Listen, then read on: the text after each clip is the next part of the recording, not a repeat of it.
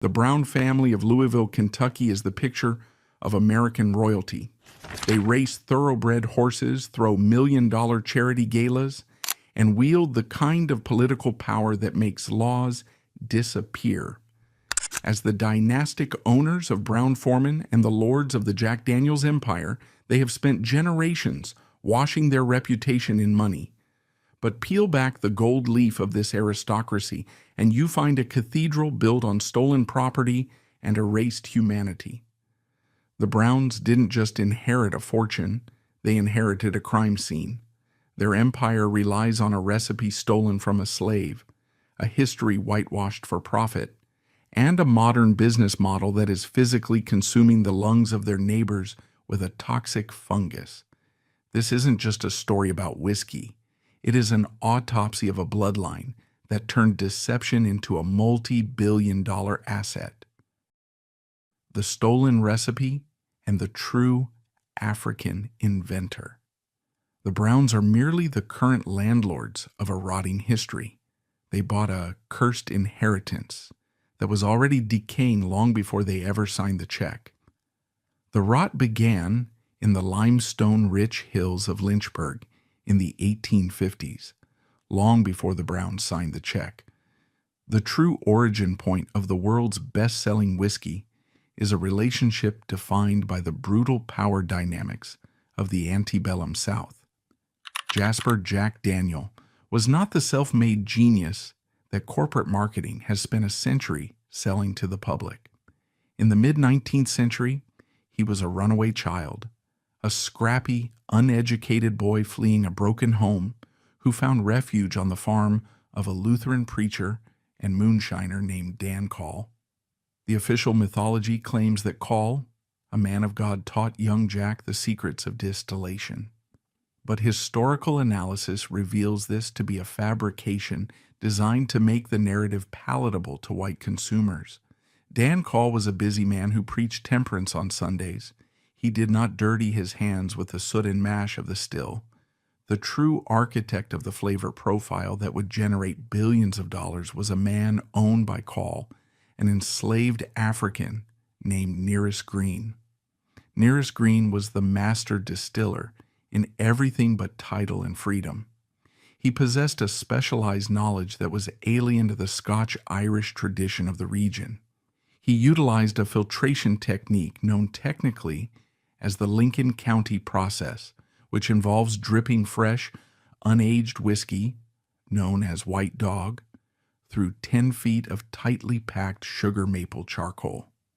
For decades, the Brown-Forman Corporation presented this method as a unique Tennessee innovation, a stroke of local genius.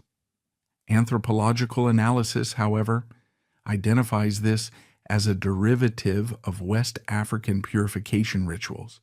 Green's ancestors had used charcoal to filter water and preserve food for centuries. Nearest Green adapted this ancestral chemistry to the production of alcohol, removing the fusel oils and impurities that made other frontier whiskeys taste like poison. He smoothed the rough edges of the spirit, creating the mellow character that would eventually conquer the global market. The interaction between Jack Daniel and Nearest Green was a textbook case of intellectual extraction. The slave owner, Dan Call, reportedly told the young Jack Daniel that Uncle Nearest is the best whiskey maker that I know of, and ordered the slave to teach the white boy everything he knew. This was not a mentorship, it was a mandate. Nearest Green, bound by the chains of his station, poured his generational knowledge into Jack Daniel. He taught him how to burn the maple wood, how to gauge the temperature of the mash by touch, and how to execute the charcoal filtering that distinguished their product from the rot gut swill of their competitors. Jack Daniel was the sponge, Nearest Green was the source.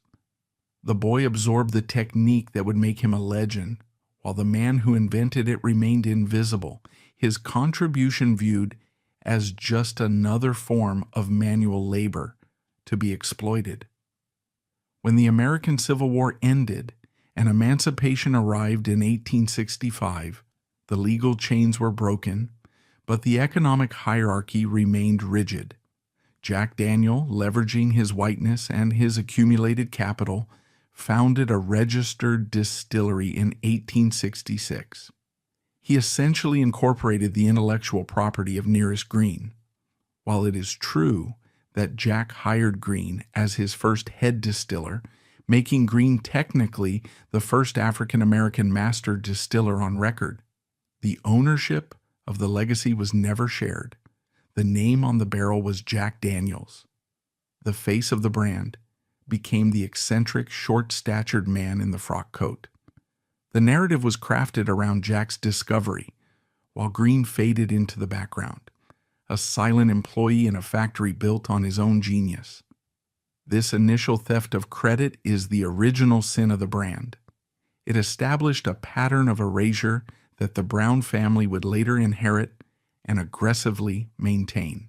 For the next century, as the whiskey grew in popularity, the figure of Nearest Green was systematically scrubbed from the marketing materials. He became a ghost in the machine.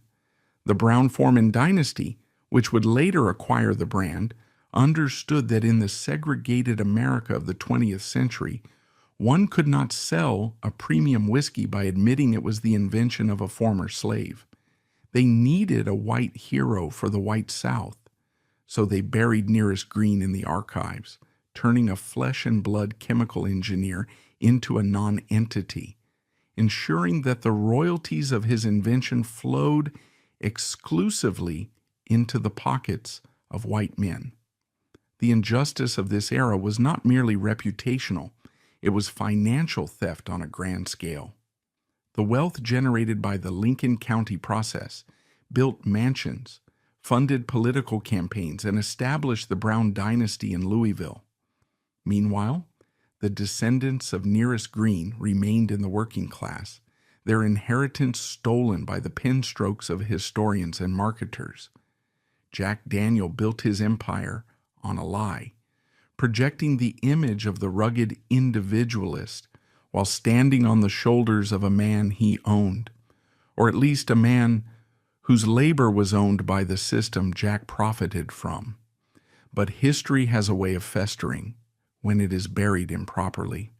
The old number 7 brand was launched with a secret at its core, a rot that would eventually manifest not in the whiskey, but in the horrific and ironic death of the man who put his name on the label. By the dawn of the 20th century, Jasper Jack Daniel had constructed a persona that was as carefully distilled as his whiskey. To the outside world, he was the benevolent patriarch of Lynchburg, a Southern Napoleon standing 5 feet 2 inches tall, draped in the armor of a knee-length frock coat, a silk vest, and a wide-brimmed planter's hat. This uniform was designed to project an image of landed aristocracy, masking the reality of his illegitimate, poverty-stricken origins. He was the bird, the little man, a bachelor married only to the mounting piles of cash generated by the distillery. However, the psychological profile of Jack Daniel reveals a man possessing a fatal calcified character flaw, a volatile, hair-trigger temper that was inversely proportional to his stature. He was a man accustomed to absolute control over his environment, from the temperature of the mash to the obedience of his workers. This obsession with control, combined with a flashpoint rage, would ultimately construct the mechanism of his own grotesque and ironic execution. The incident that initiated the biological dismantling of the whiskey baron occurred in the early morning hours of a fateful day in 1906. Jack arrived at his office in the town square before the sun had fully risen, intending to complete some paperwork before his nephew and bookkeeper, Lem Motlow, arrived. The object of his attention was the company's safe, a heavy cast-iron fortress that held the liquid capital of the empire, the ledgers, the deeds, and the cash harvested from the labor of Nearest Green. Jack Daniel, a man of intuition rather than memorization, had never been good with the combination. He spun the dial, his fingers fumbling with the tumblers, his frustration mounting with every failed attempt. He tried again. The tumblers clicked, but the handle refused to turn. The safe remained locked. A stubborn, inanimate beast refusing to yield its treasure to its master. In a moment of impulsive, blinding fury, the facade of the Southern gentleman cracked. Jack Daniel did not wait for his nephew. He did not call for a locksmith. He reverted to primal violence.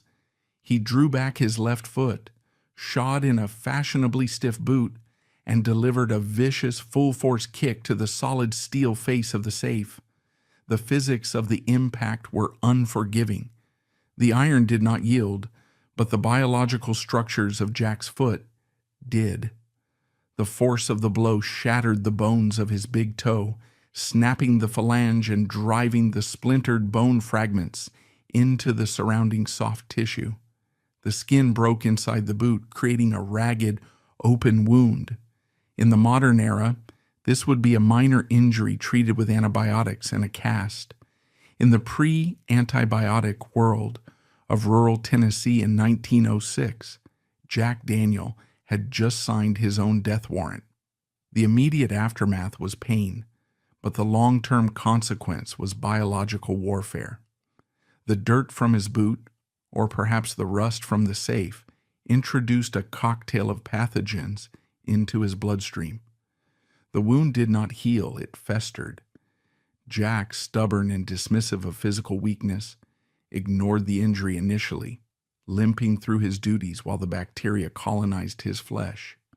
The diagnosis was gangrene, a condition where the body's tissue dies and decomposes while still attached to the host, caused by a critical lack of blood flow and severe bacterial infection.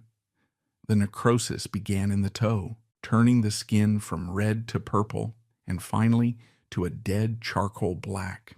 The smell of rotting meat began to emanate from the boot of the wealthiest man in the county. The medical intervention that followed was brutal and piecemeal. Doctors, operating with the crude surgical tools of the era, amputated the toe. It was a futile gesture. The infection was systemic, traveling up the lymphatic system with the relentless efficiency of the whiskey moving through the charcoal filters. The gangrene jumped the surgical line. The foot turned black. They amputated the foot. Still, the sepsis advanced, fueled by the sugar in his blood and the weakness of his age. The infection moved into the shin, then the knee. Jack Daniel was being eaten alive from the bottom up. For 5 years, from 1906 to 1911, the Titan of Tennessee was reduced to an invalid, confined to a wheelchair and a bed, watching his body diminish while his empire expanded. This 5-year period of living death serves as a grim interregnum in the history of the company. As Jack lay in his bedroom, delirious with fever and pain, the power began to shift.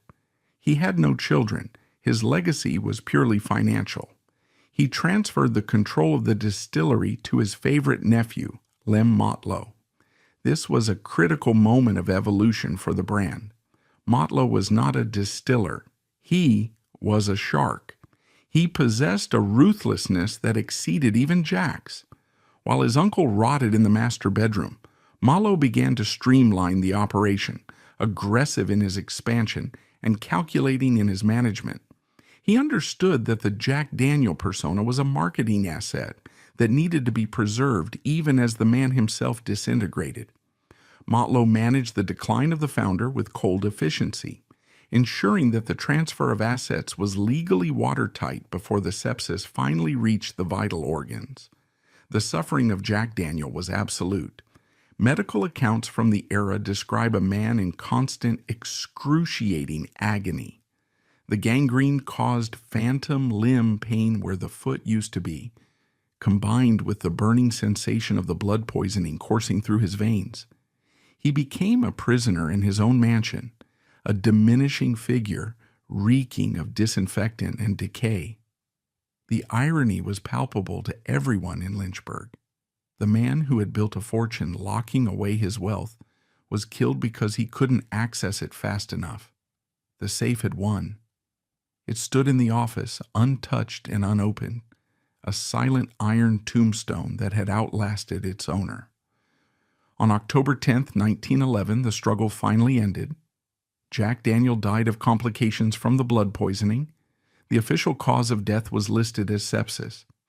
He was buried in the Lynchburg City Cemetery, ostensibly a titan of industry, but in reality he was a victim of his own avarice.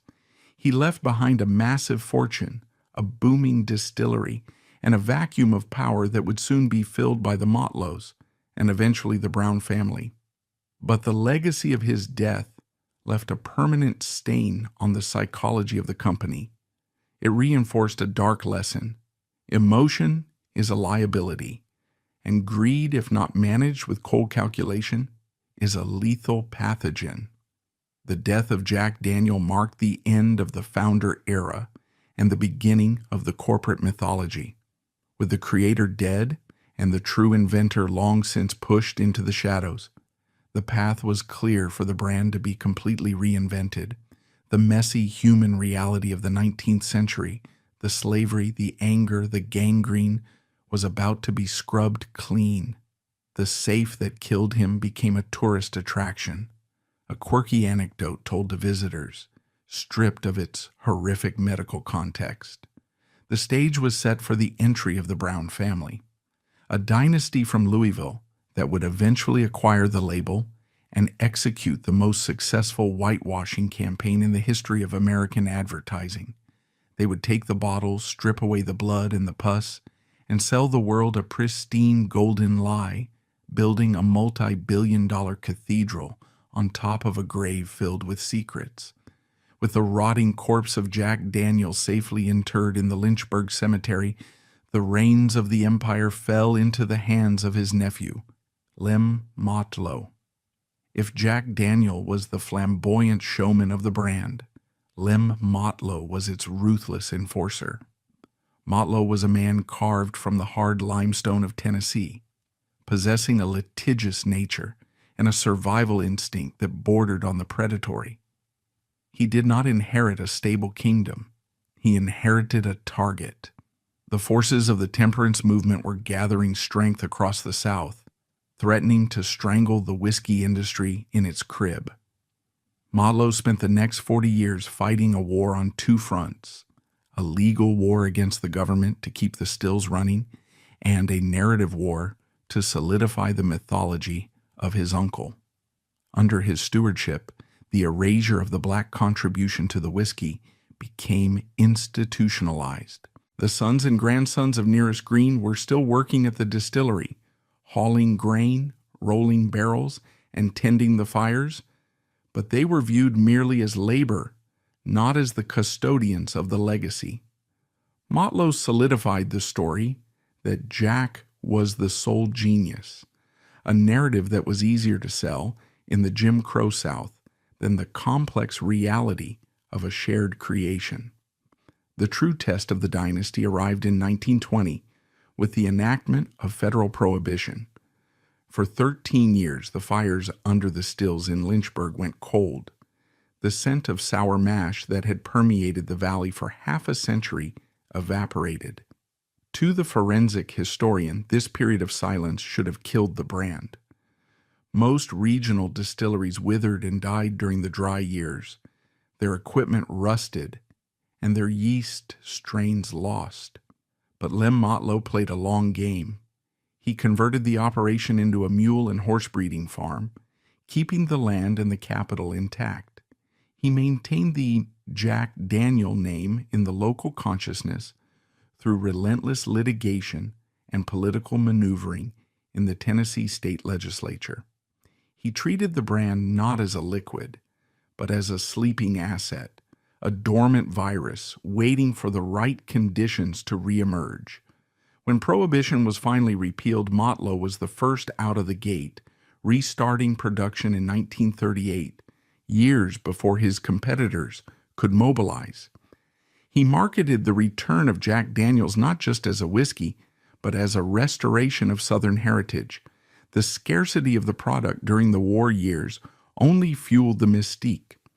By the time Lem Motlow died in 1947, he had transformed a rural Tennessee curiosity into a nationally recognized icon of scarcity and desire. However, the Motlow heirs realized by the mid-1950s that they had created a monster they could no longer feed. The demand for Jack Daniels was exploding post-World War II, fueled by the returning GIs and the burgeoning rock and roll culture. The family operation in Lynchburg lacked the capital and the distribution networks to scale globally. They needed a patron. Enter the Brown family of Louisville, Kentucky. The Browns were the antithesis of the rough-hewn country boy image of the Daniel Motlow clan. They were the blue bloods of the bourbon industry, the founders of the Brown-Forman Corporation. George Garvin Brown had founded his company in 1870, just a few years after Jack Daniel.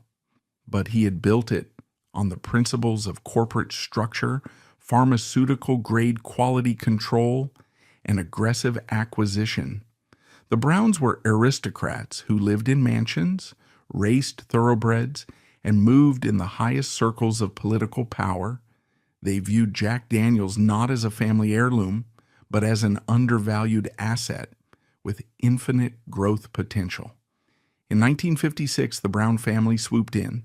They bought the Jack Daniels distillery for $20 million, a steal for the brand, but a heavy price for the truth. The Brown patriarchs were not naive. They saw the problem immediately. A premium whiskey invented by a slave? That wouldn't sell in the segregated suburbs of 1950s America. So the family made a cold-luded executive decision that would define their legacy. They would bury the black man to sell the white hero. They didn't just buy a factory. They bought the power to rewrite reality. The Brown marketing machine immediately went to work, polishing the lie and turning the theft of Nearest Green's intellect into a heartwarming fable of white Southern genius. Crucially, the acquisition by the Brown family marked the final concrete seal on the tomb of Nearest Green's legacy. The Browns were corporate operators from the upper crust of Kentucky society. They had no interest in complicating their new billion-dollar asset with stories about slavery. For the next 60 years under the Brown dynasty's ownership, the history of Jack Daniels was ruthlessly streamlined. The visitor center built in Lynchburg told a story of a solitary white genius. The marketing campaigns featured black and white photos of rural white men sitting on porches.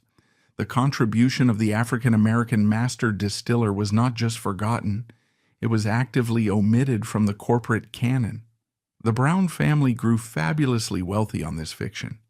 They expanded the brand into Europe, Asia, and South America, turning Old Number 7 into a global symbol of America. But every bottle they sold carried a hidden tax, the stolen credit of the man who actually invented the flavor. The Browns had successfully gentrified the history of the whiskey, proving that in the alcohol industry, the most important ingredient is not the grain or the water, but the lie you tell on the label. Buying a legend and erasing the black history. The acquisition of the Jack Daniels distillery by the Brown-Forman Corporation in 1956 was not merely a financial transaction. It was a cultural annexation. The Brown family, led by the astute and aristocratic W.L. Lyons Brown, did not pay $20 million simply for a collection of copper stills and wooden warehouses. They paid for a story. However, upon reviewing the asset they had just purchased, the corporate architects in Louisville realized that the true history of the brand, a complex, messy narrative involving an illegitimate orphan, a localized temperance movement, and, most problematically, a foundational recipe created by an enslaved black man, was unmarketable to the mainstream American consumer of the mid-20th century. The United States in 1956 was a nation on the precipice of the civil rights movement, yet it remained deeply segregated, particularly in the beverage alcohol market. The Brown family understood with cold commercial clarity that they could not sell a premium whiskey to the white suburbs of Eisenhower's America if the face of the product was associated with black labor. To maximize their return on investment, they needed to construct a new reality. They needed to manufacture a legend that was as distilled and filtered as the whiskey itself. The strategy initiated by Brown-Forman in the late 1950s was a masterclass in corporate myth-making. They enlisted the services of high-powered advertising agencies from Madison Avenue, tasked with the objective of turning a rural Tennessee backwater into a mythical kingdom of pastoral whiteness. The result was one of the most successful and enduring advertising campaigns in history, the postcards from Lynchburg. These advertisements, which began appearing in national magazines like Time, Newsweek, and Playboy, featured grainy black and white photographs of the distillery and the town square. They depicted a slow, timeless world where old white men in overalls sat on porch benches, whittling wood and watching the clouds roll by. The copy accompanying these images was written in a folksy, unpretentious voice, extolling the virtues of patience, tradition, and the old ways of making whiskey. To the forensic historian, these advertisements are crime scenes of erasure. They presented a curated fiction of Lynchburg that deliberately excluded a massive segment of its population and its workforce. In reality, the distillery in the 1950s and 60s was powered by African American labor. The sons and grandsons of Nearest Green were still there, rolling the heavy barrels, tending the charcoal ricks, and managing the yeast strains. But in the Brown-Forman universe, they did not exist. The camera lens was carefully angled to capture only the white faces. The narrative was rigorously scrubbed to ensure that Jack Daniel was portrayed not just as the founder, but as the solitary genius, a rugged individualist who pulled the recipe out of the limestone air. This was commercial apartheid. The Brown family was selling the romance of the antebellum South without the guilt of slavery, packaging the aesthetic of the plantation without showing the hands that actually did the work. The psychological genius of the Brown-Forman strategy lay in its manipulation of nostalgia. As America accelerated into the jet age with its interstate highways, fast food, and Cold War anxieties, the Browns sold Jack Daniels as an antidote to modernity. They sold the idea that somewhere in Tennessee time had stopped. This brand promise relied entirely on the perceived authenticity of the product. The consumer had to believe that Jack Daniel was a real person, a friend, a quirky uncle. To cement this connection, the company launched the Tennessee Squire program, a direct marketing triumph that sent deeds to small, unbuildable plots of land in Lynchburg to loyal drinkers. It made the consumer feel like an insider, a part of the family, but it was a family built on a lie. By inviting the customer into the hollow, the Browns were actually inviting them into a stage set, a Potemkin village where the contributions of Nearest Green were buried beneath layers of corporate folklore. This whitewashing was not a passive omission, it was an active policy of suppression. During the turbulent 1960s, as the civil rights movement marched through the South, Brown-Forman doubled down on the imagery of white rural stability. While African Americans were fighting for the right to vote and sit at lunch counters, the Jack Daniels ads reassured white America that the old hierarchies were safe in Lynchburg. The old number 7 bottle became a dog whistle for traditional Southern values. It became the drink of choice for the white working class and the fraternity houses of the South, a symbol of a heritage that was ostensibly about craftsmanship, but covertly about racial purity. The Brown family in Louisville, sitting in their boardrooms far removed from the charcoal dust, profited immensely from this alignment. They understood that the truth about Nearest Green was a contaminant that could spoil the batch. The architecture of this lie was so robust that it survived for half a century. The Brown-Forman Corporation effectively rewrote the history books. They funded local historical societies, sponsored community events, and controlled the visitor center narrative with an iron grip. By the 1970s, an entire generation of drinkers had come of age believing the myth of the little man, Jack Daniel, as the sole creator of the whiskey. The erasure was complete. Nearest Green had been reduced to a footnote, a rumor, a ghost haunting the Ricks, while the Brown family counted the billions generated by the process he invented. They had proven that in the world of American capitalism, history is not written by the victors. It is written by the marketing department. By the 1970s, the Brown-Forman Corporation had successfully stabilized the foundation of their acquired asset, but they were no longer content with selling Jack Daniels as a quaint regional curiosity for the rocking chair demographic. To transform the brand into a global juggernaut, they needed to break out of the South and infiltrate the nervous system of American pop culture.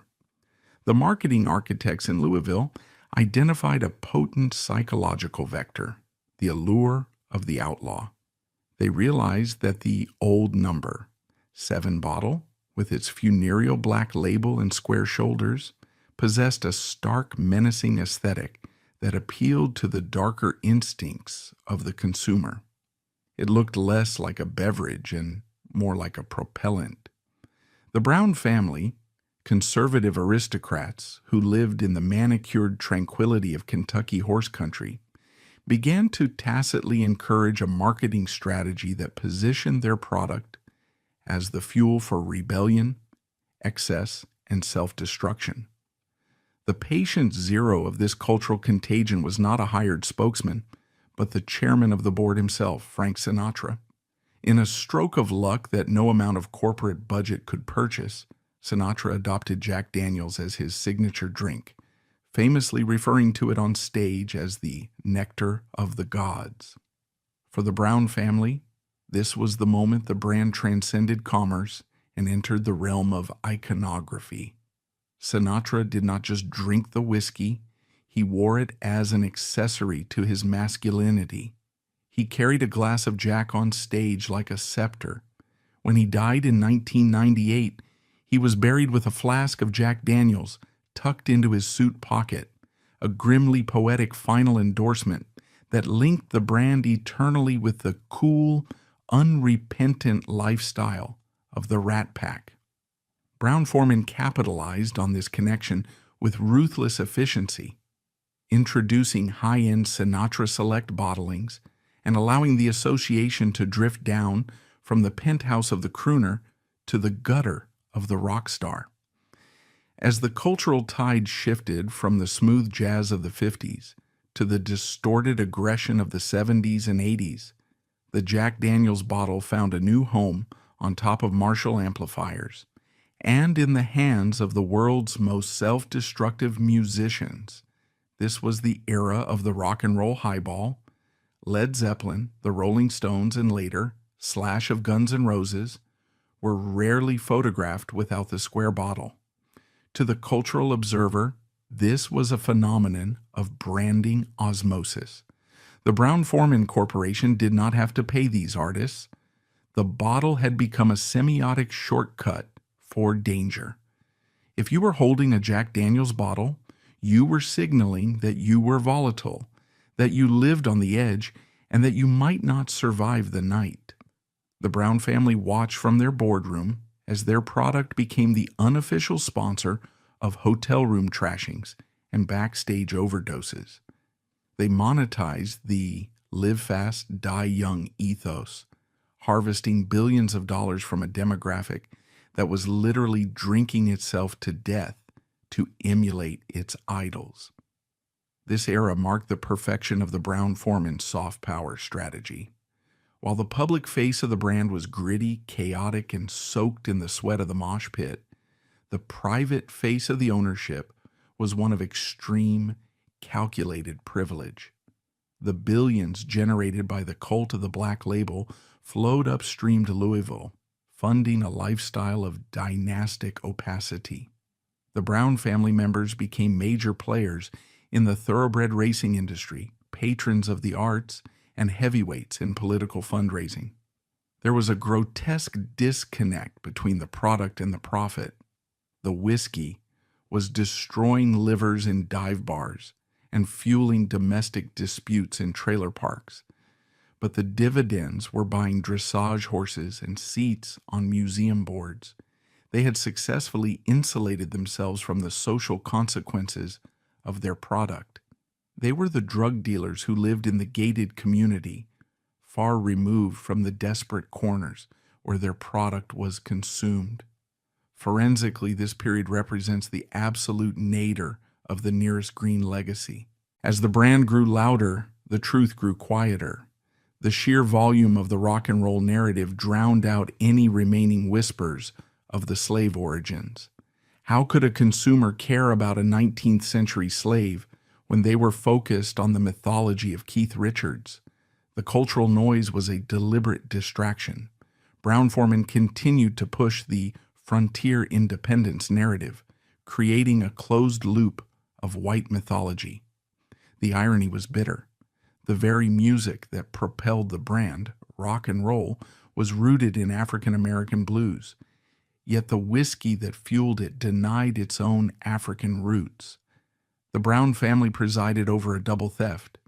They profited from a musical culture derived from black suffering, while simultaneously selling a product derived from black genius, all while refusing to acknowledge either. By the 1990s, Jack Daniel's had become a secular religion. The company launched a massive merchandising arm, selling t-shirts, belt buckles, and bar stools. People began tattooing the label onto their skin, a level of brand loyalty that borders on pathology.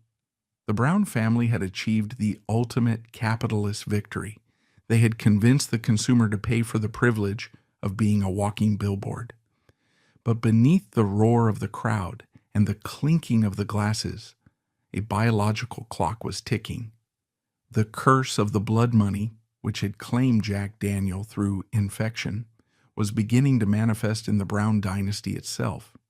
The leadership, insulated by wealth but vulnerable to biology, began to face a series of health crises that suggested that no amount of whitewashing could sterilize the toxic legacy they had inherited.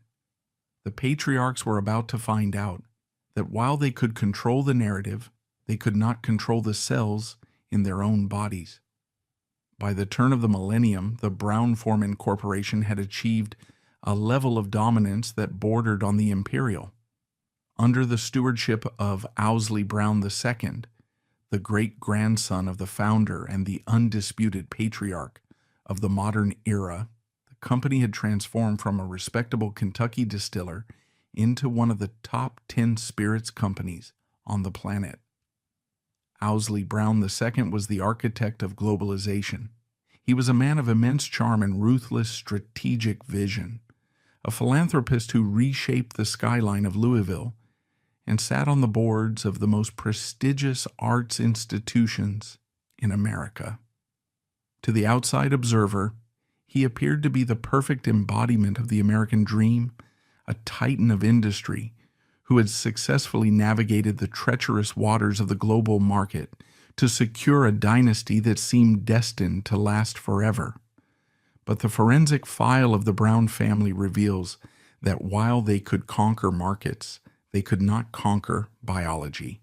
The curse that had claimed Jack Daniel through the slow necrosis of gangrene seemed to have mutated, finding a new way to exact a toll on the men who profited from the bottle. In the late 2000s, as the Jack Daniel's brand was reaching unprecedented heights of sales, Owsley Brown II began to fade.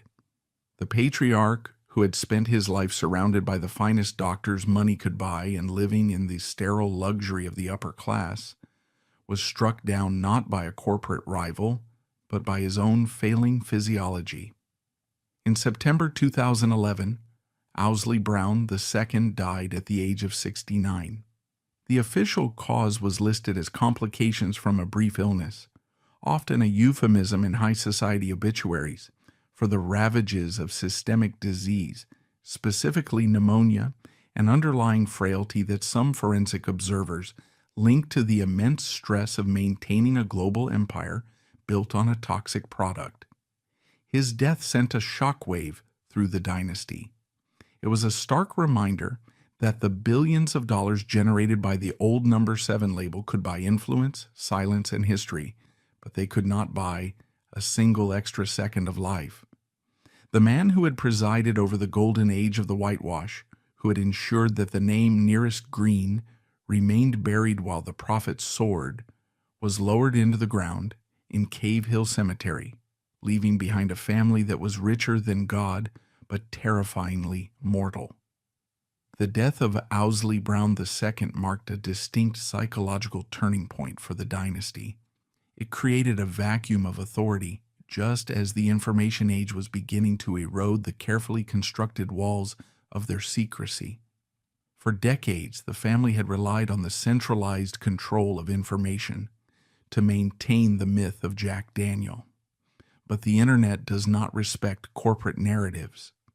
In the years immediately following the patriarch's death, independent historians and African American genealogists began to dig into the archives of Lincoln County with renewed vigor. They were looking for the ghosts that Owsley Brown II had paid to keep hidden. The great silence that had held for 60 years began to fracture. The timing was almost supernatural. As the old guard died off, the truth began to claw its way out of the grave. The Brown family, now led by a younger, perhaps less hardened generation, found themselves standing on a shifting foundation. The white savior narrative of Jack Daniel was becoming untenable in a world that was increasingly demanding racial accounting. Moreover, the biological toll on the consumers, the millions of livers destroyed, the families shattered by alcoholism, the car accidents fueled by the rebel yell, created a psychic weight that hung over the family like a miasma. While the Browns viewed themselves as patrons of the arts and pillars of the community, the forensic ledger balanced their philanthropy against the public health crisis their product helped fuel. They were the shadow monarchs of a kingdom of addiction. The death of their leader served as a grim equalizer, proving that the merchants of death are subject to the same biological decay as their customers. Owsley Brown II had spent his tenure expanding the reach of the bottle, but in the end, he was just another body, subject to the same entropy as the wood in the barrels and the flesh of the slave who invented his fortune. As the funeral cortege moved through Louisville in 2011, marking the end of the era of absolute control, a new threat was already germinating in the humid air of Tennessee. It was not a legal threat, nor a PR scandal, but a biological one. Unbeknownst to the heirs who were busy counting their inheritance, the very air around their distilleries was changing. The millions of gallons of whiskey aging in the warehouses were exhaling. This angel's share, the ethanol vapor evaporating into the sky, was feeding a microscopic organism, a black fungus that had been dormant for decades. This fungus was about to wake up. It would coat the homes, the cars, and the lungs of the people living in the shadow of the distillery in a suffocating layer of black soot. The Brown dynasty had survived the death of its patriarch, but they were about to face a plague of biblical proportions, a black death that would stain their reputation as permanently as the ink on their bank statements. The era of the whitewash was over. The era of the black fungus was about to begin. The 2016 scandal and the rise of a rival brand.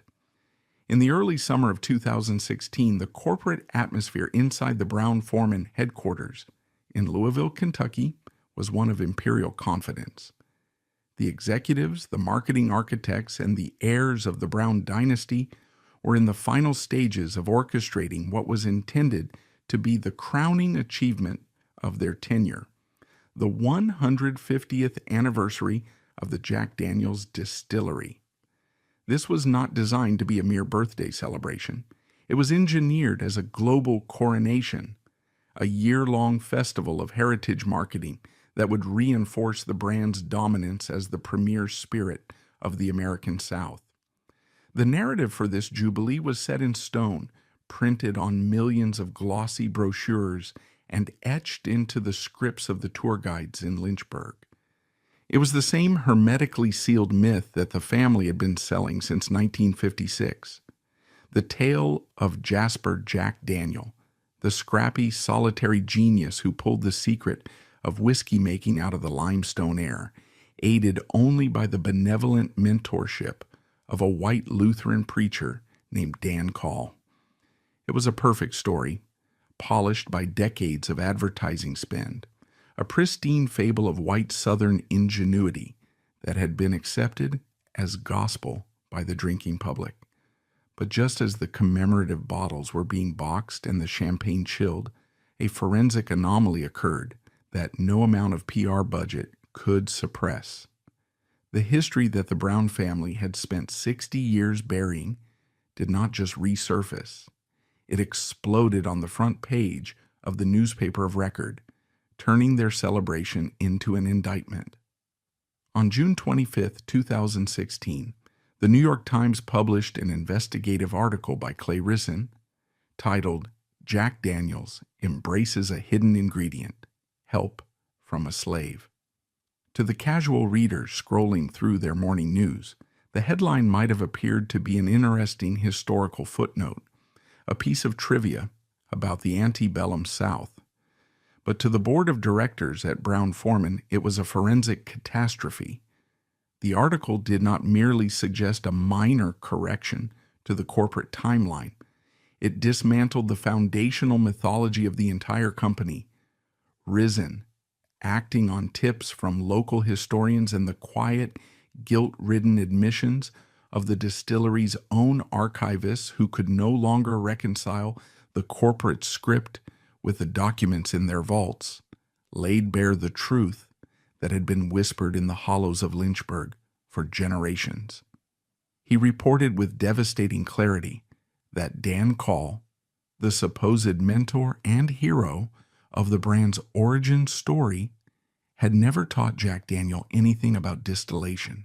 Call was a temperance preacher, a man who viewed alcohol with suspicion and kept his hands clean of the mash. The true teacher, the man who possessed the technical mastery of the Lincoln County process and the sour mash technique, was Call's slave, Nearest Green. The impact of the article was seismic because it stripped away the romantic veneer of the self-made man that is so central to the American capitalist identity. It revealed that the quintessential success story of Jack Daniel was, in forensic reality, a story of appropriated black labor and intellectual property theft. The timing of this revelation could not have been more destructive for the corporation. In 2016, the United States was in the throes of a profound and volatile racial reckoning. The Black Lives Matter movement was forcing institutions across the country, from universities to banks to plantation museums, to examine their historical complicity in systemic racism and slavery. For a brand like Jack Daniel's, which had spent decades wrapping itself in the iconography of the white, rural South, the Confederate flags waving at sponsored rock concerts, the good old boy aesthetic of the advertisements, the revelation was a potential public relations nuclear event. The Brown family faced a nightmare scenario. Their beloved old number 7 was at risk of becoming a symbol not of rugged rebellion, but of plantation exploitation. The smoking gun that anchored this indictment was not a dusty ledger or a contested diary entry, but a photograph. It is an image that forensic historians now view as one of the most significant visual documents in the history of American industry, a piece of evidence that contradicts a century of corporate erasure. Taken around 1904, the sepia-toned photograph depicts an aging Jack Daniel, unmistakably identified by his planter's hat and goatee, sitting next to a group of his distillery workers.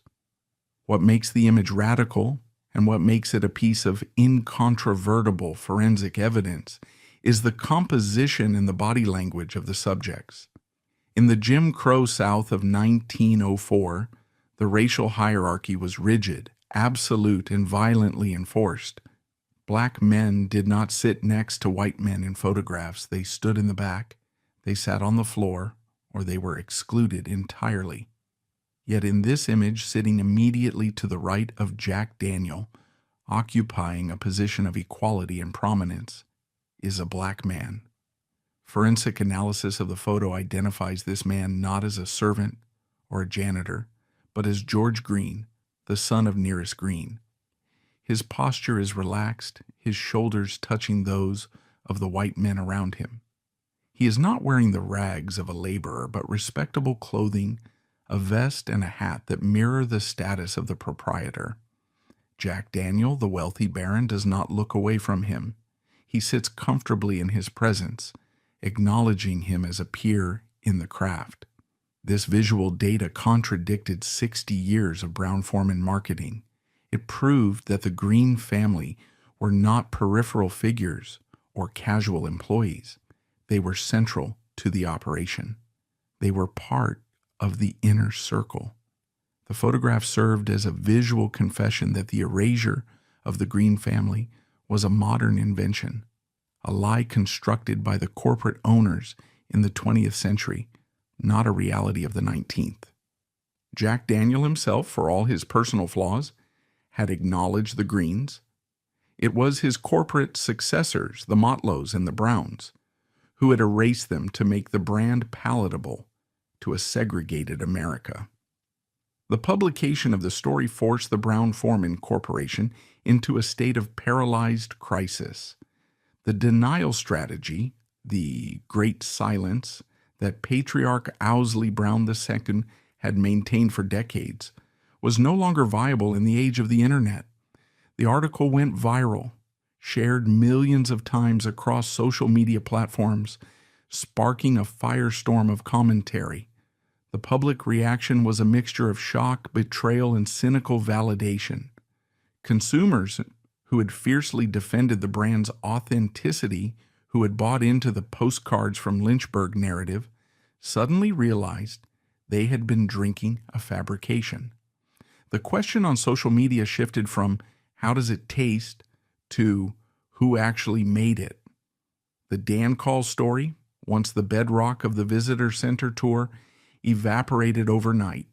It was exposed for what it always was, a convenient fiction designed to explain away the inconvenient presence of a slave in the stillhouse. The Brown family realized that their carefully manicured brand identity was being rewritten in real time by strangers on the internet. The internal panic at Brown-Forman was rooted in the existential fear of a boycott. They knew that the modern consumer, particularly the millennial demographic, they were desperately trying to court to replace their aging customer base, valued transparency and social justice above almost all else. If the brand dug in its heels and denied the role of Nearest Green, they risked being labeled as defenders of a racist legacy. They would be positioned on the wrong side of history, a toxic association that could crash their stock price, but admitting the truth carried its own terrifying risks. If they acknowledged Nearest Green as the true first master distiller, they were admitting that they had lied for 60 years. They were admitting that billions of dollars in wealth had been generated from stolen intellectual property. They were admitting that the statue of Jack Daniel in the town square was a monument to a man who took credit for another man's genius. It was a high-wire act of reputation management played out on a global stage. The forensic significance of this moment lies in the total collapse of the white savior narrative that underpins so much of American corporate mythology. For a century, the alcohol industry had operated on the premise that whiskey making was a European tradition, transplanted to America by Scots-Irish settlers who brought their copper stills across the Atlantic. The nearest green revelation disrupted this lineage violently. It injected Africa into the DNA of America's native spirit. It suggested that the mellow taste of Tennessee whiskey, the very quality that distinguishes it from Kentucky bourbon, was not a product of the limestone water or the white oak barrels, but a product of West African filtration technology brought to the continent in the chains of the Middle Passage. This was not just a branding crisis, it was an existential crisis for the mythology of the American South. The Brown family, sitting in their glass-walled boardrooms in Louisville, far removed from the charcoal dust of the Hollow, realized that the ghosts they had paid to keep quiet had finally found a megaphone. The 150th anniversary could not proceed as a celebration of Jack Daniel alone. The guest list had to be forcefully amended by the truth. The ghost in the machine had a name, and after 150 years of profitable silence, the world finally knew how to pronounce it. In the immediate wake of the New York Times exposure in 2016, the executive leadership of the Brown-Forman Corporation retreated into what can be forensically described as a reputation war room. The atmosphere within the Louisville headquarters was not one of contrition, but of calculated survival. The board of directors, advising with high-priced crisis management firms, recognized that the brand was standing on a precipice. The digital age had rendered their century-old strategy of silence obsolete. They could no longer rely on the geographical isolation of Lynchburg or the complicity of local historians to suppress the truth about Nearest Green. The internet had weaponized the archives, and the consumer base was shifting beneath their feet. The decision matrix they faced was stark. They could deny the report and risk a catastrophic boycott that would label their product as the whiskey of racism. Or they could attempt a high-risk maneuver of narrative judo. They chose the latter. They decided not to fight the truth, but to swallow it whole, digest it, and repackage it as a marketing asset. This was not a moral awakening. It was a strategic pivot designed to protect the share price. The strategy that emerged from these closed-door meetings was a masterclass in corporate co-option. The marketing architects at Brown-Forman realized that if they could not hide Nearest Green, they had to own him. They had to effectively nationalize his legacy before it could be used against them. The directive went out to the distillery in Lynchburg. The script must change immediately. For 60 years, the tour guides, the frontline soldiers of the brand, had told millions of visitors the fable of Dan Call, the white preacher. Now, almost overnight, they were instructed to perform a historical lobotomy. The name Dan Call was scrubbed from the primary narrative, and the name Nearest Green was inserted in its place. To the forensic observer, the speed of this transition was dizzying and cynical. One day, Green was a nonentity, a ghost whose name was forbidden. The next day, he was being touted as a founding father of the Tennessee whiskey tradition. The corporation treated history not as a fixed record of events, but as a modular software code that could be patched and updated to fix a bug. However, the inclusion of Nearest Green came with a significant caveat. The narrative had to be sanitized to protect the image of Jack Daniel. The Brown-Forman PR machine began to spin a tale of interracial brotherhood that bordered on fantasy. They reframed the relationship between Jack Daniel and Nearest Green not as one of master and slave, or even owner and laborer, but as a heartwarming story of mentorship and friendship. The marketing materials began to emphasize that Jack didn't see color, that the two men worked side by side in harmony. This was a sophisticated form of historical revisionism. While it was true that the men worked together, framing their relationship as a friendship, ignored the brutal power dynamics of the 19th century South.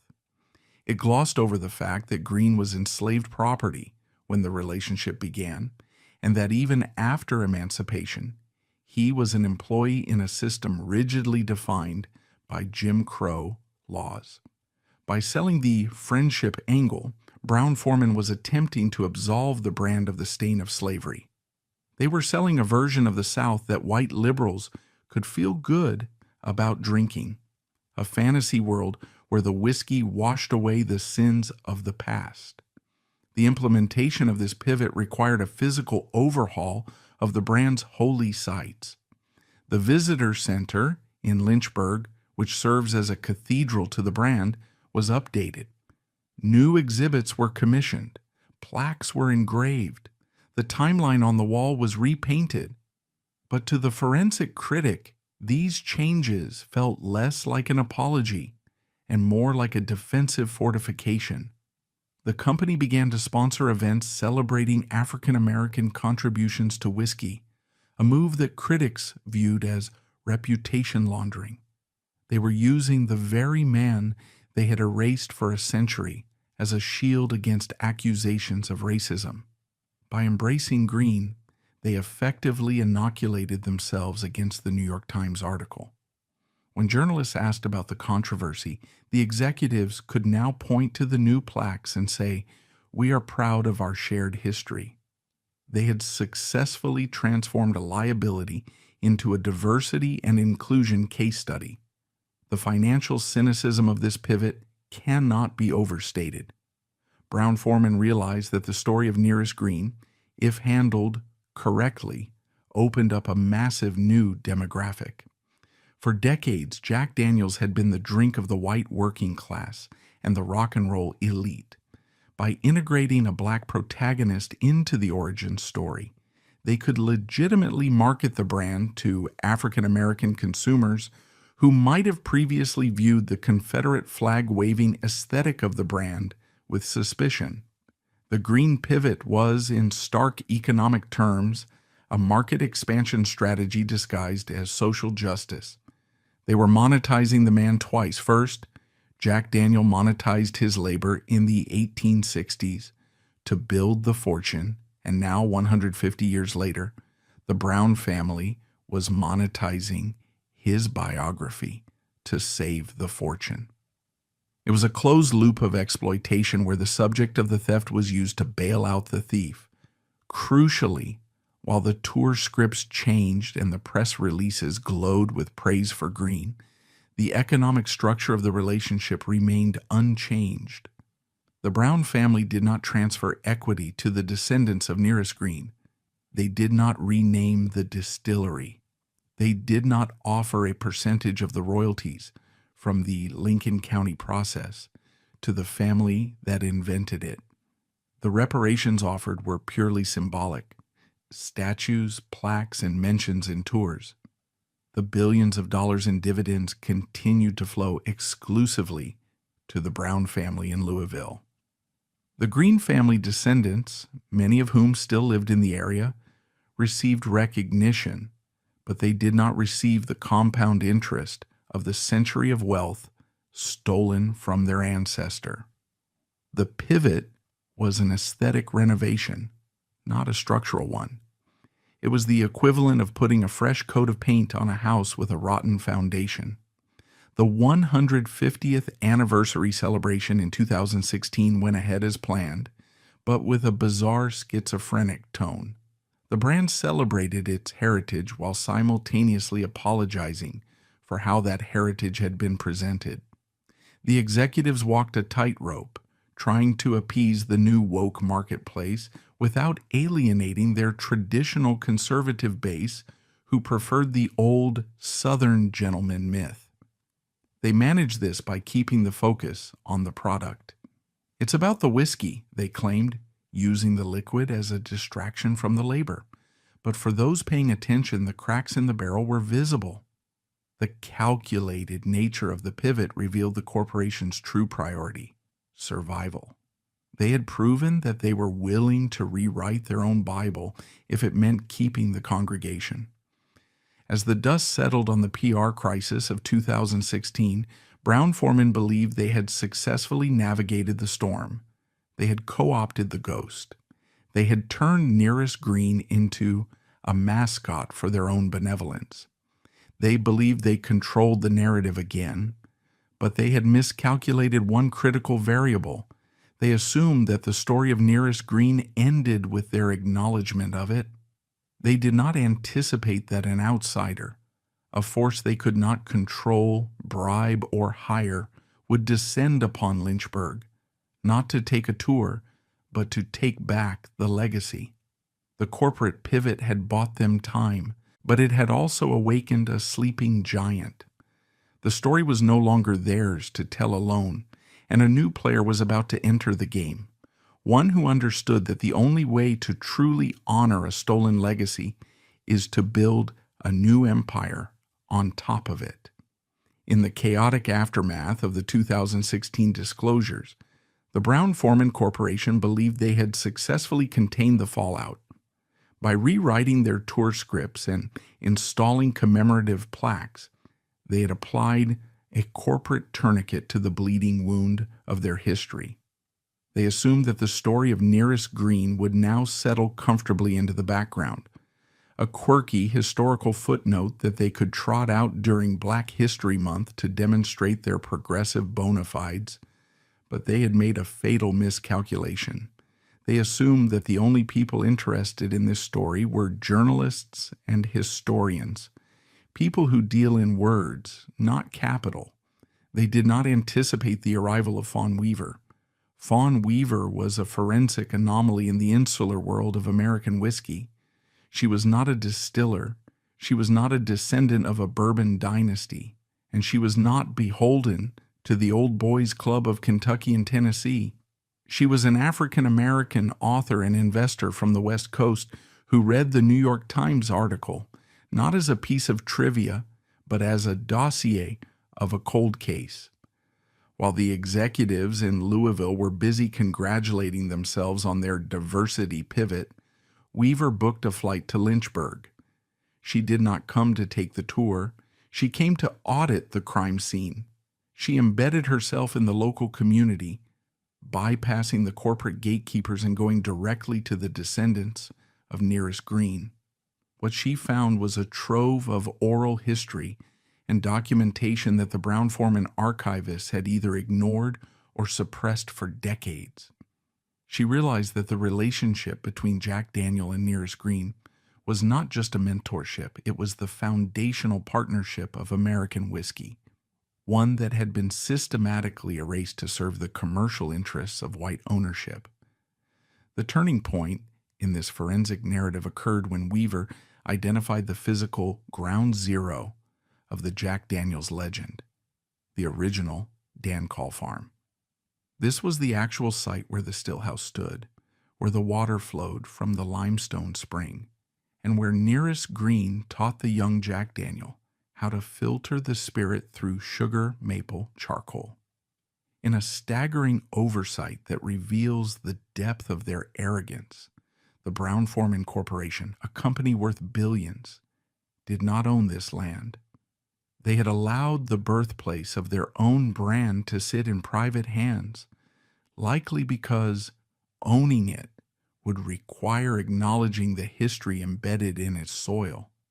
Fawn Weaver saw the opening. In a maneuver that combined historical preservation with aggressive capitalist strategy, she purchased the farm. Overnight, the rightful birthplace of Jack Daniel's whiskey belonged to a woman dedicated to honoring the slave who invented it. It was a tactical checkmate. The Brown family owned the brand trademark, but the outsider now owned the spiritual DNA of the product. Weaver understood a fundamental truth about American capitalism that the Green family, disenfranchised for generations, had been unable to leverage. An apology is not equity. A plaque on a wall does not generate generational wealth.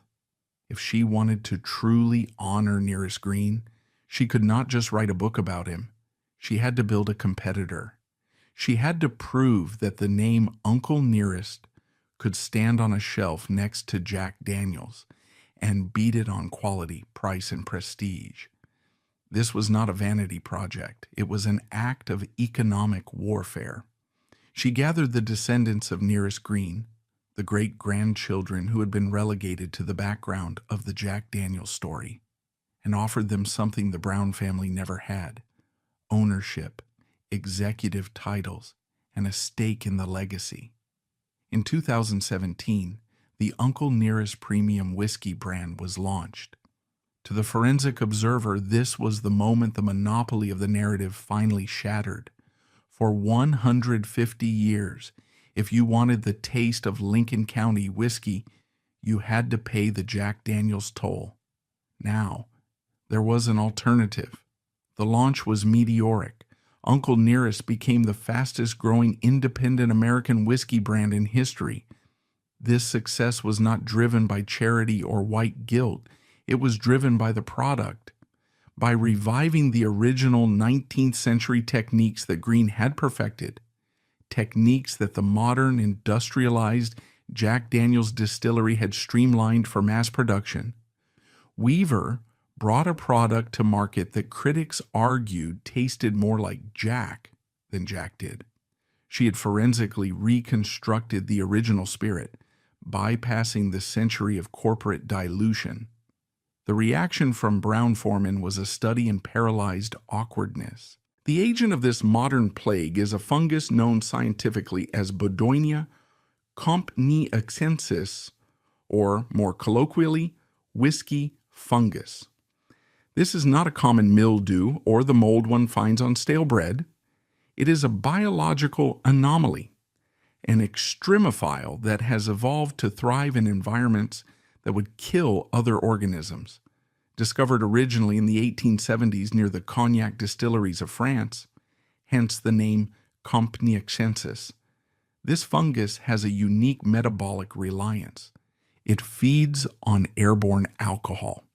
The ethanol vapor stimulates the germination of its spores and provides the carbon source necessary for its rapid, aggressive growth.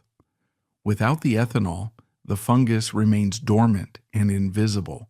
With the ethanol, it becomes a conqueror.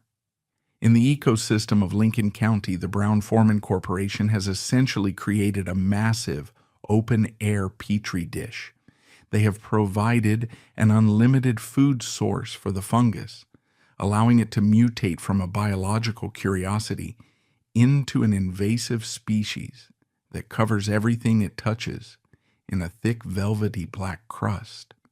To drive through the neighborhoods adjacent to the Jack Daniels barrel houses in the 2020s is to drive through a landscape that looks like it has been scorched by a low-intensity fire. The visual evidence of the infestation is overwhelming and grotesque. The fungus does not discriminate between natural and man-made surfaces. It coats the bark of the 100-year-old oak trees, turning them a sickly charcoal black that inhibits photosynthesis and slowly strangles the host. It encrusts the metal street signs, rendering the names of the roads illegible under a layer of soot. But the most horrifying impact is on the human habitat. The white vinyl siding of homes, the pristine porches, and the patio furniture of the residents are coated in a relentless, creeping darkness. It looks like black mold, but it behaves like industrial fallout. Residents describe waking up to find their cars covered in a sticky black film that resists power washing. They spend thousands of dollars on industrial-grade bleach and pressure washing services, stripping their homes down to the bare material, only to watch the blackness return within months. The fungus is tenacious. It roots itself into the microscopic pores of vinyl, brick, and metal, a living shadow that cannot be scrubbed away as long as the whiskey keeps evaporating. The forensic irony of this biological disaster is profound. Jack Daniel, the founder, died because of an infection, gangrene, that turned his flesh black and necrotic. Now, more than a century later, the town he built is suffering from a macro-level necrosis. The entire landscape is turning black, rotting under the weight of the company's success. The Brown-Forman Corporation, in its relentless drive to increase production and satisfy the global thirst for Old Number 7, has fundamentally altered the biosphere of Lynchburg. They have terraformed the valley into a fungal kingdom. The angel's share is not drifting up to heaven. It is falling back down to earth as a toxic rain, feeding a parasite that is literally eating the town alive. This is the biology of greed, a business model that extracts value from the inside of the barrel and externalizes the cost to the outside world, forcing the neighbors to live inside the exhaust pipe of the profit machine. The psychological impact of living in this fungal shadow is devastating. For the residents of Lincoln County, their homes are their primary assets, their generational wealth. The infestation of Baudoinia companiachensis has decimated property values. Who wants to buy a house that looks like it survived a house fire? Who wants to raise children in a yard where the swing set is covered in black slime? The fungus acts as a visual marker of the town's subjugation. It is a constant daily reminder that the air they breathe belongs to the corporation. While the residents of Lynchburg scrape black sludge off their siding, the Brown heirs, descendants like Campbell Brown who sit on the company board, continue to live in the pristine, manicured enclaves of Louisville, nearly 150 miles away. There is a grotesque disconnect in the human geography of this dynasty. They are biological landlords who refuse to visit the slums they created. From the safety of their estates, the choking of a town looks simply like the cost of doing business. But for the people on the ground, it is a suffocation. They are living in a noir film where the lighting never changes, trapped under a gloomy patina that represents the physical manifestation of the alcohol vapor they are forced to inhale. Furthermore, the behavior of the fungus reveals the lie of the natural process. Brown-Forman defense attorneys and PR representatives often argue that the fungus is naturally occurring, that it has been around for centuries. While this is technically true in a microbiological sense, the density and virulence of the infestation are entirely artificial. In nature, Baudoinia is rare and sparse. It requires the industrial concentration of ethanol to achieve these plaque-like levels of growth. The blackened houses of Lincoln County are not the result of nature taking its course. They are the result of industrial negligence. By building more and more barrel houses in close proximity to residential zones, Brown-Forman has artificially engineered a super habitat for the fungus.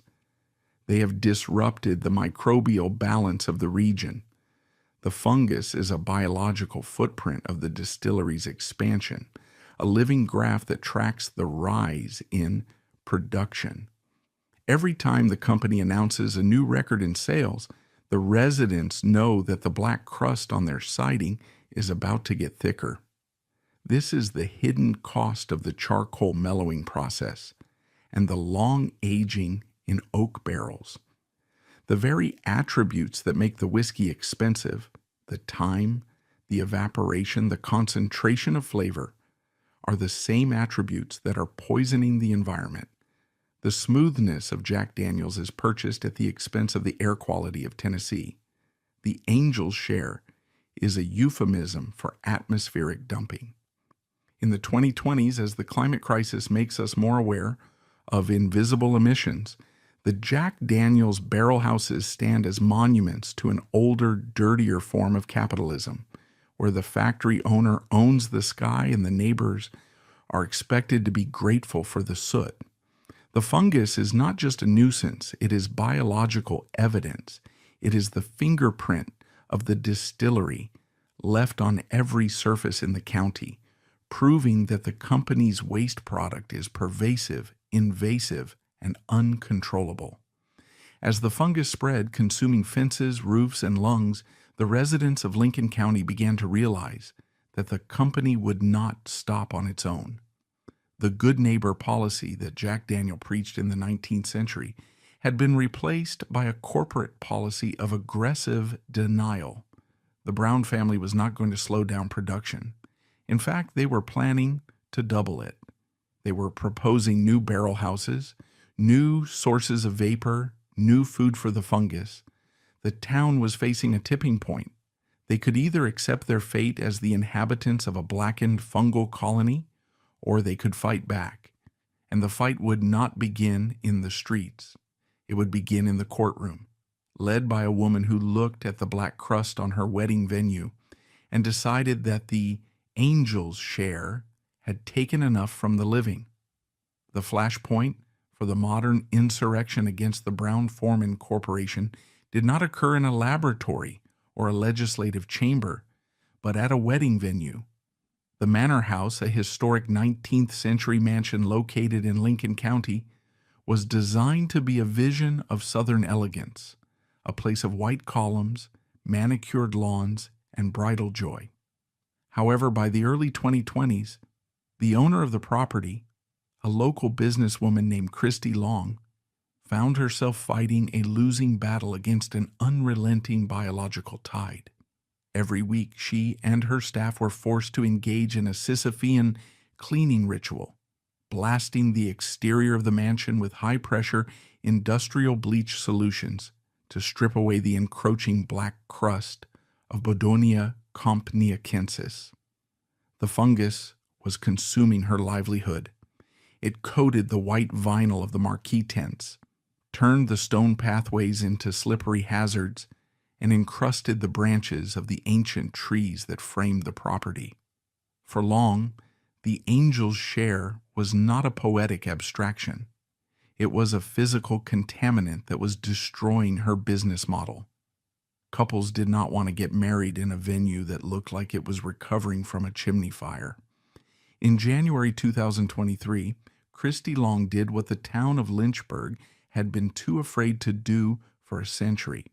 She filed a lawsuit against Lincoln County and the Jack Daniel's distillery. Her legal argument was surgically precise. She alleged that the distillery's massive expansion of barrel houses, specifically 6 new structures being built directly adjacent to her property, constituted an illegal lack of zoning enforcement and a public nuisance.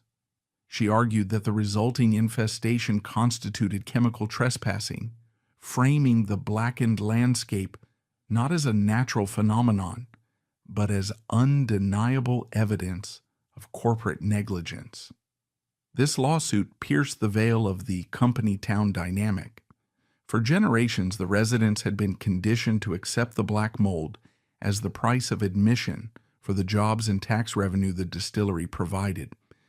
Christy Long argued that the price was too high. She was not asking for the distillery to close. She was asking for them to stop suffocating her property. The forensic core of this legal battle revolves around a piece of technology known as a regenerative thermal oxidizer, or simply an air scrubber.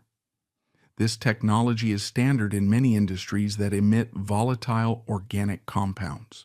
It works by capturing the exhaust air from a facility and superheating it to over 1,500 degrees Fahrenheit, effectively burning off the ethanol vapor before it can be released into the atmosphere. If Brown-Forman installed these scrubbers on the ventilation systems of their barrel houses, the emissions of the angel's share would be reduced by nearly 99%. The food source for the fungus would be cut off, and the Bodonia would starve and reseed. The solution to the plague is scientifically proven, commercially available, and financially negligible for a corporation with a market capitalization of over $30 billion. Yet Brown-Forman has stubbornly, almost violently, refused to install them. The defense mounted by the corporation in the court of public opinion and in legal filings is a staggering display of what can be termed the arrogance of taste. The company argues that the aging process of Jack Daniel's whiskey requires a symbiotic relationship with the outside air. They claim that the barrels must breathe the natural atmosphere of Tennessee, expanding in the summer heat and contracting in the winter cold, to pull the whiskey in and out of the charred oak staves. They assert that installing air filtration systems would disrupt this airflow, creating a vacuum or altering the microclimate inside the warehouse, thereby changing the flavor profile of the whiskey. In essence, their defense is the terroir argument taken to a sociopathic extreme. They are contending that the specific consistent taste of Old Number 7 dash the notes of caramel and vanilla that are marketed to millions of consumers dash is dependent on the unimpeded release of pollution. They are arguing that the sensory pleasure of the drinker takes precedence over the respiratory health and property rights of the neighbor. This position reveals a profound moral calculus. By refusing to install the scrubbers, Brown-Forman is effectively stating that the integrity of their product is worth more than the integrity of the local environment. They are prioritizing a flavor nuance over the destruction of a community's habitat. To the forensic ethicist, this is a form of biological colonization. The company is asserting that their right to manufacture a luxury good extends to the right to alter the biology of the surrounding ecosystem. They are claiming ownership of the air. When questioned about the fungus, corporate spokespeople have often resorted to gaslighting, describing it as a manageable nuisance or a naturally occurring microflora, stripping it of its industrial context. They suggest that power washing houses is simply a routine maintenance task for neighbors, normalizing the idea that living next to a distillery means living inside an exhaust pipe. However, the legal system in 2023 did not accept this culinary defense. In a stunning ruling that sent shockwaves through the global spirits industry, Chancellor J.B. Cox of the Lincoln County Chancery Court sided with Christy Long. He issued a temporary injunction ordering Jack Daniel's to halt construction on the new barrel houses until they could obtain the proper permits and address the emissions. The judge's ruling was a forensic validation of the residents' reality. He acknowledged that the fungus was a direct result of the ethanol and that it caused irreparable harm to the property owners. For the first time in history, a court declared that the angel's share was not a divine right, but a regulated pollutant. The reaction from Brown-Forman was immediate and litigious. They appealed the decision, mobilizing an army of lawyers to argue that the local zoning board had overstepped its authority. But the mask had slipped. The image of the benevolent Uncle Jack, the good neighbor who looked out for the folks in the hollow, was shattered. The residents saw the corporation for what it was, a multinational entity that would sue a grandmother rather than buy an air filter.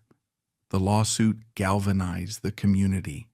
Town hall meetings turned into angry confrontations. Residents who had stayed silent for decades, fearing for their jobs or their social standing, began to speak up about the chronic respiratory issues, the asthma in their children, and the relentless depression of living in a world coated in black slime. They began to share photos of their blackened lungs, not human lungs, but the lungs of their houses, the air conditioning filters that turned jet black within days of installation. This conflict exposes the dark underbelly of the craft narrative. We are conditioned to think of whiskey making as a natural agricultural process, distinct from the dirty smokestacks of oil refineries or chemical plants. But forensically, the Jack Daniel's operation is a heavy industrial chemical facility. The barrel houses are not barns.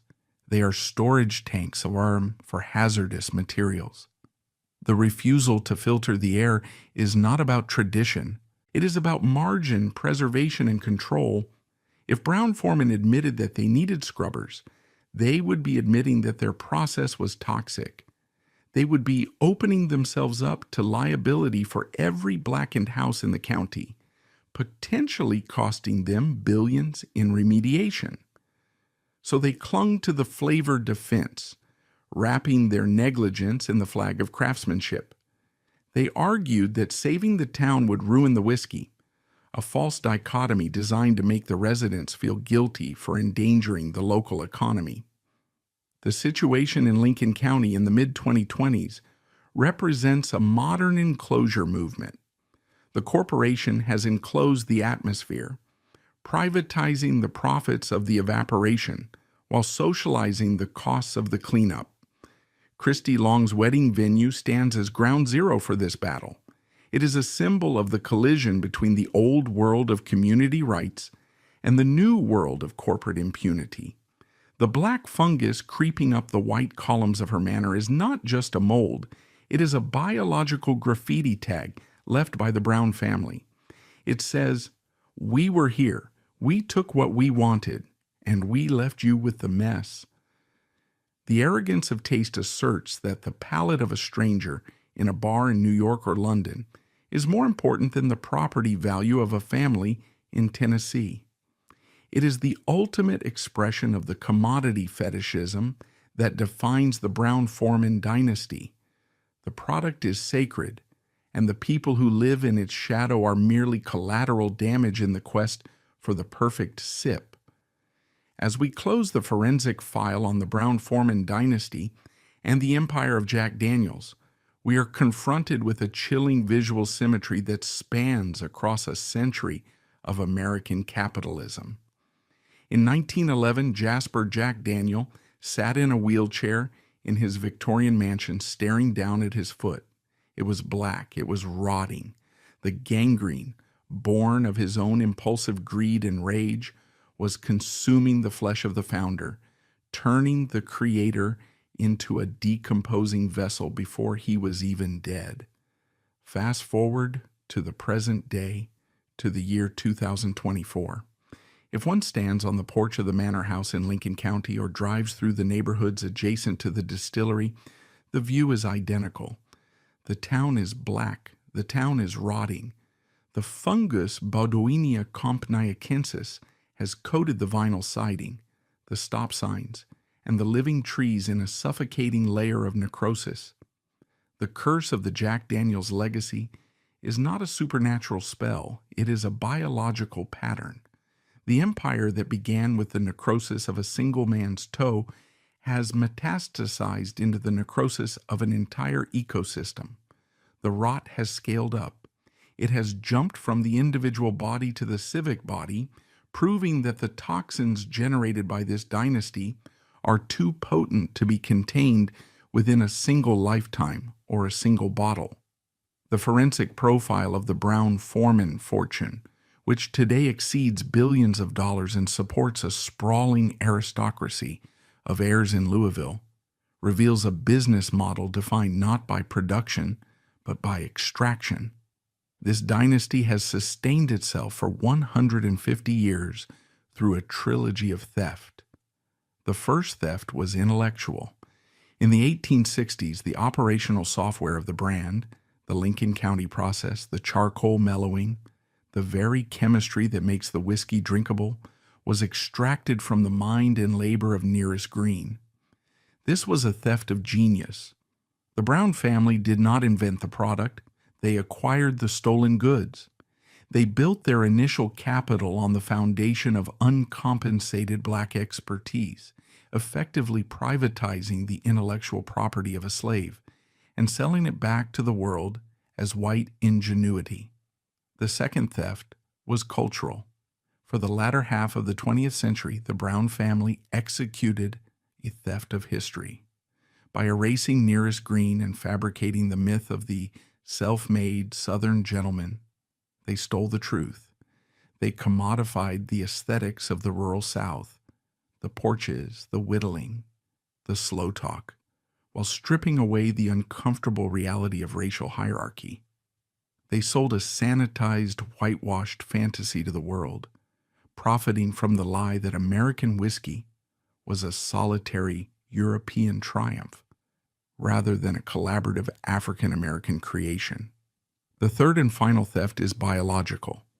In the 21st century, the theft has shifted to the environment. By refusing to install air filtration systems, Brown-Forman is stealing the air quality of Lincoln County. They are appropriating the property values of their neighbors. When the Angel's share leaves the barrel and lands on a neighbor's house as black fungus, the company is effectively transferring the cost of waste disposal onto the private citizen. The clean lungs of the children in Lynchburg and the clean siding of their homes are being liquidated to subsidize the profit margins of the shareholders. The Brown family is no longer just selling whiskey. They are selling the capacity of the local environment to absorb their pollution. The beneficiaries of this trilogy of theft, the Brown family, remain largely invisible to the consumer who picks up a bottle of Old Number 7 at a liquor store in Tokyo or Berlin. They are the shadow monarchs. From their enclave in Louisville, they engage in the high-minded pursuits of the super-rich, breeding champion thoroughbreds, endowing wings of museums, and preserving historic landmarks. There is a grotesque disconnect between the source of their wealth and the application of it. The money that polishes the silver in their mansions is generated by the soot that blackens the trailers in Tennessee. The dividends that fund their philanthropic galas are squeezed from the erasure of a black family's legacy. Forensically, the Brown dynasty represents the ultimate triumph of corporate insulation. They have successfully severed the neural link between the product and the consequence. They do not have to smell the fungus.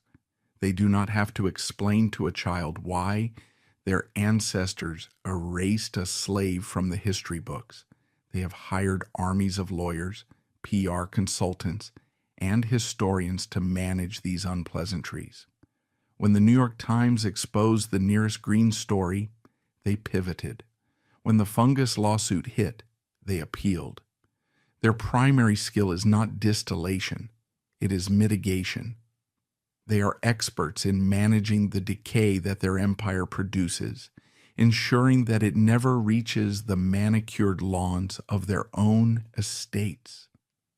As we look at the iconic square bottle with its black label, a design chosen by Jack Daniel himself allegedly to mourn his father, or perhaps to reflect his own somber nature, it takes on a new, darker semiotic weight.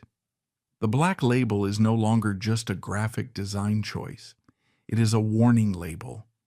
It represents the black skin of Nearest Green, hidden in the shadows of the barrel house. It represents the black gangrenous flesh of Jack Daniel's dying foot. It represents the black fungus choking the life out of the trees in Lincoln County. The final verdict of history is that Jack Daniel's is the most expensive whiskey in the world, not in terms of retail price, but in terms of human and environmental cost. A bottle purchased for $30 carries a hidden invoice that has been unpaid for generations. The price includes the stolen labor of a slave, the agonizing death of a founder consumed by greed, the systematic deception of millions of consumers, and the biological degradation of a rural community. The Brown-Forman Corporation will likely survive the fungus lawsuits, just as they survived Prohibition and the Civil Rights Movement. They have too much capital to fail. They will eventually install the air scrubbers, likely claiming it was their idea all along, a gesture of their commitment to sustainability. They will continue to print Nearest Green's name on the tour brochures, monetizing his memory to sell more units. But the forensic stain remains. You can scrub the fungus off a vinyl wall with industrial bleach, but you cannot scrub the DNA of exploitation out of the brand. The ghost in the machine is still there. The machine is humming louder than ever, pumping out millions of cases of whiskey a year, fueled by the same old engines of appropriation and indifference. And in the quiet corners of Lynchburg, where the air smells of sweet ethanol and rotting wood, the black mold continues to grow, a living, breathing testament to the fact that in the American empire of alcohol, the spirits are not the only things that haunt the living.